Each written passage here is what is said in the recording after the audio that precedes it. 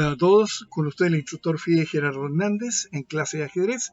Nos encontramos viendo el interesante torneo de la candidatura jugado del año 1953 en la ciudad suiza de Zúrich. Veremos a continuación la penúltima partida de la 11ª ronda disputada entre los grandes maestros rusos Vasily Smyslov y David Bronstein. Bronstein con las piezas negras y Smyslov con las piezas blancas. Corresponde una apertura cerrada, apertura reti. Smyslov inició el juego con C4. Bronstein contestó con caballo F6, G3, C6, caballo F3, D5,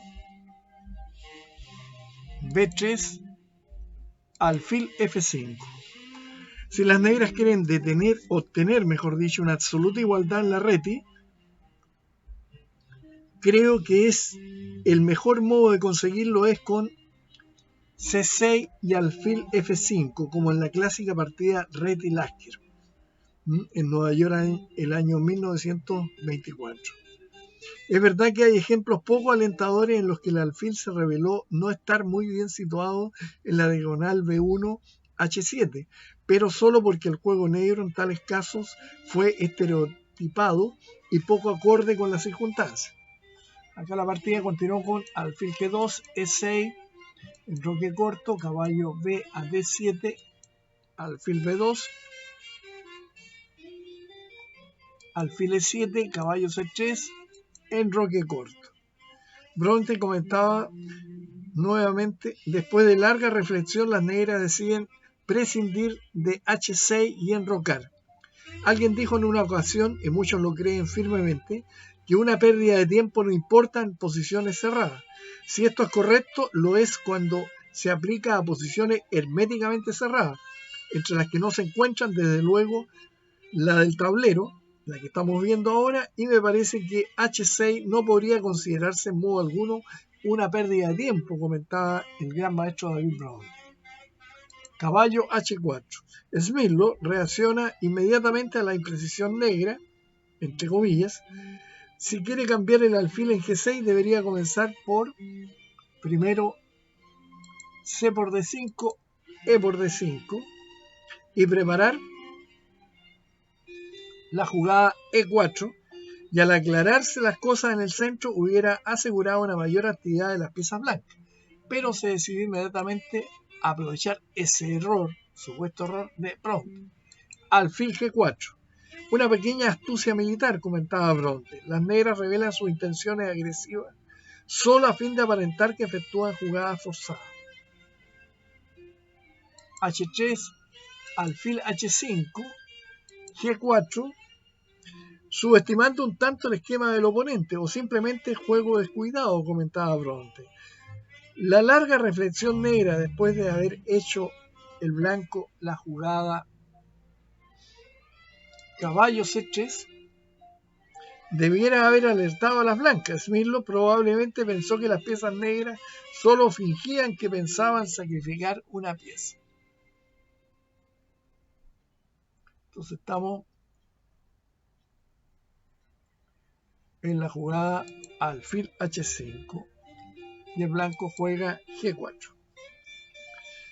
Ahora a la continuación, alfil por G4, H por G4, caballo por G4, caballo F3, y las negras no disponían de amenazas visibles, pero la jugada intermedia que sigue cambia sustancialmente el panorama. Podemos decir de paso que al considerar su jugada 8, las negras basaron sus cálculos precisamente en el curso que siguieron los acontecimientos en la realidad, conscientes de que con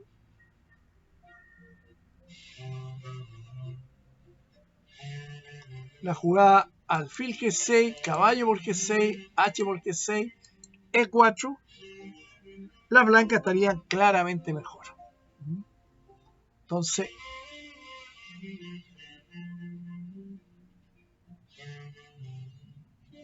D4,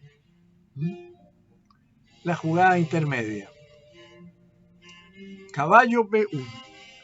Capturar el alfil no sería bueno, comentaba Bronstein, en vista de D por C3, alfil por C3, caballo por H5, caballo F3, alfil F6, D4, caballo F4,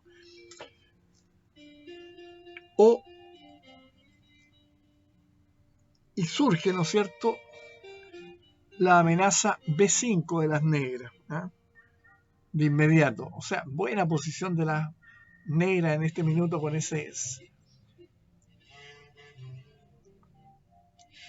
esta posición, si el blanco hubiese hecho eso. Pero el blanco se retira, caballo B1, ahora sí, alfil por G4, H por G4, caballo por G4, E4. Por supuesto, no pude calcular todas las consecuencias del sacrificio, comentaba Bronte, pero a juzgar por algunas variantes llegué a la conclusión de que las negras disponían de buenas opciones de ataque, y lo que a menudo es más importante, de mejorar gradualmente la posición. Por ejemplo, si 14 caballo F3, entonces alfil D6, seguido de F5, dama F6, torre A E8 con la constante amenaza E5 y E4. Una posición interesante. Entonces, E4 hace el blanco. Caballo por F2. Las blancas erróneamente permiten un golpe táctico que pudo haber decidido inmediatamente la partida. No es este, sino que era este. Alfil H3. Con idea de que si dama por G4,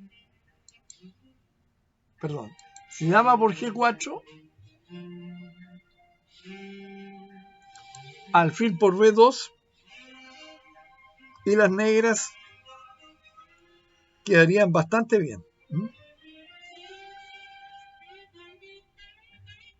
Recuperan la pieza con dos peones más. Y si alfil por H3, dama por H4, torre 1, dama por F2 jaque, rey H1, dama H4 jaque, rey G1, C5, y así también como la fuerte incisiva F5 y caballo D a E5. Una posición bastante promisoria en ataque. Pero Bronte largó. Las negras tendrían que prescindir durante largo rato de sus torres en las variantes mencionadas, y eso me parecía un sacrificio demasiado grande. Temiendo que no pudiese terminar la partida ni con un jaque perpetuo, decidí asegurarme un tercer peón por la pieza. Esta fue obviamente una evaluación incorrecta de la posición. El mismo Bronte lo reconoce. Se equivocó. Torre por F2, alfil por H4, torre F3, caballo E5, torre H3, alfil G5. En primer lugar, la retirada a G5 imposibilita el movimiento del peón D blanco, ya que el alfil se situaría en E3 dando jaque, seguido de F5 y caballo G4 con gran ataque. En segundo lugar, prepara D3, que esta jugada, avanzar el peón a D3, por fin neutraliza la posible dama H5 a causa de H6. Entonces, caballo A3, caballo G6, caballo C2, caballo F4. Ustedes pueden darse cuenta cómo las piezas del flanco dama prácticamente no tienen destino de las negras, de las blancas. En cambio, el negro está metiéndose y ocupando interesantes casillas. Sobre todo, el que ataca tiene la ventaja psicológica contra el que se defiende, que muchas veces ve más amenazas de las que realmente se ciernen sobre su posición. Entonces ahora el blanco jugó torre H2. Las blancas podrían entregar su torre por un caballo y peón, comentaba Bronte. De esta manera, alfil por D4, caballo por H3 jaque, alfil por H3, alfil F6, y no es posible jugar E5 debido a alfil por E5, alfil por E5, dama G5 y con una posición muy interesante de las negras. La decisiva maniobra que junto con el siguiente cambio de alfiles coloca a las blancas en difícil situación. D3, buena jugada. La decisiva maniobra que junto con el siguiente cambio de alfiles coloca a las blancas muy mal. Caballo 3, caballo 2 jaque, rey H1, F5. Las negras rechazaron a este movimiento el ofrecimiento blanco de tabla, con buenas razones, es decir, ofrecimiento de empate. Por supuesto, los tres peones pasados negros sitúan a las piezas blancas ante graves peligros. E por F5, E por F5, alfil F3, caballo G3 jaque, rey G1, alfil F6, una jugada posicional cuyo objetivo es cambiar una de las pocas piezas blancas activas. Alfil por F6, dama por F6, dama E1, F4. Un serio error. Había escrito la jugada ganadora, comentaba Bronte, que era torre A, E8 en mi planilla, y estaba a punto de tocar la torre, pero en el último momento cambié de opinión. Siempre recordaré con pena la perdida oportunidad de haber hecho torre A, E8. Después vamos a ver por qué motivo era tan buena esa jugada. Entonces, F4, caballo G4, dama D4 jaque, rey G2, torre A, E8, dama G1. Acá ya empieza a verse la diferencia. Dama B2, dama C1, dama D4, dama C3. Hay que alzar el sombrero ante la capacidad combativa de Smyslow. Aunque tiene una posición inferior, rehúsa la repetición de jugada, arriesgándose a perder. Cambiando las damas, las negras obtendrían 4 peones pasados y todas las opciones de ganar, pero quizás a Smyslow no le gustaba regresar a G1 debido a que las negras podrían no jugar dama B2, sino dama D6, insistiendo en el ataque. Entonces, dama C3, dama D6, C5, dama G6, dama C4 jaque, rey H8, torre H3, H5.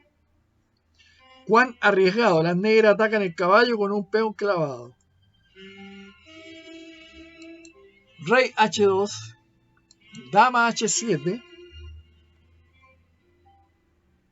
caballo F2, G5, dama D4 jaque, rey G8, dama C4 jaque, rey H8, dama D4 jaque, rey G8. Aquí se aplazó la partida y al día siguiente las blancas ofrecieron tabla. No encontré manera de mejorar la posición de mis piezas y por otro lado, virtualmente ya había aceptado las tablas en mi jugada 30. ¿No es cierto? Jugada 30 con eso, cuando se produjo la repetición de movida. Y estamos en la movida 40. Usted puede imaginar mi sorpresa, comentaba Bronte, cuando descubrí que la jugada secreta que había sellado Smyslow había sido torre G1.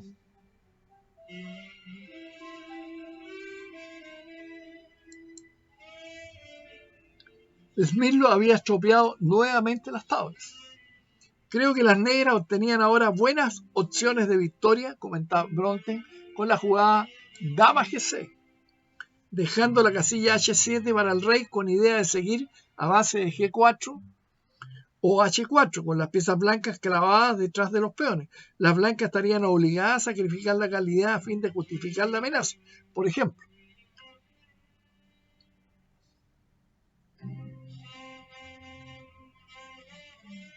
Si H4, el blanco tiene caballo G4. Por eso, a dama G6,